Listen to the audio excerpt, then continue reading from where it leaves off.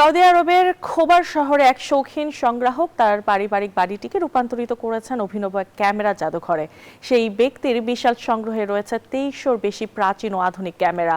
হাজার বছরের পুরনো ফটোগ্রাফি ইতিহাস থেকে শুরু করে অত্যাধুনিক ড্রোন, গুপ্তচর ক্যামেরা এবং বিখ্যাত তারকাদের ব্যবহৃত দুর্লভ সব যন্ত্রপাতির চমৎকার সংগ্রহ দর্শনার্থীদের মুগ্ধ করে সেখানে।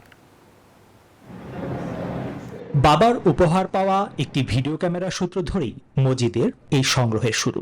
দেশ বিদেশের নানা নিলাম ঘুরে তিনি তিল তিল করে গড়ে তোলেন এই সংগ্রহশালা।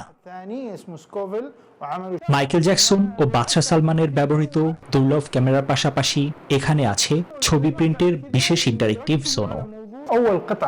জাদুঘরে আমার প্রথম সংগ্রহটি ছিল 1989 সালে উপহার হিসেবে পাওয়া একটি যন্ত্র।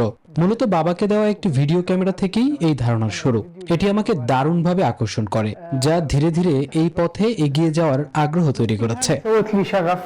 2004 সালে সৌদি আরবের খোবা শহরে নিজেদের বাড়িতেই জাদুঘরটি প্রতিষ্ঠা করেন তারা। ফটোগ্রাফির হাজার বছরের বিবর্তনের সাক্ষী হতে দর্শনার্থীরা ছুটে আসেন এই অভিনব সংগ্রহশালায়।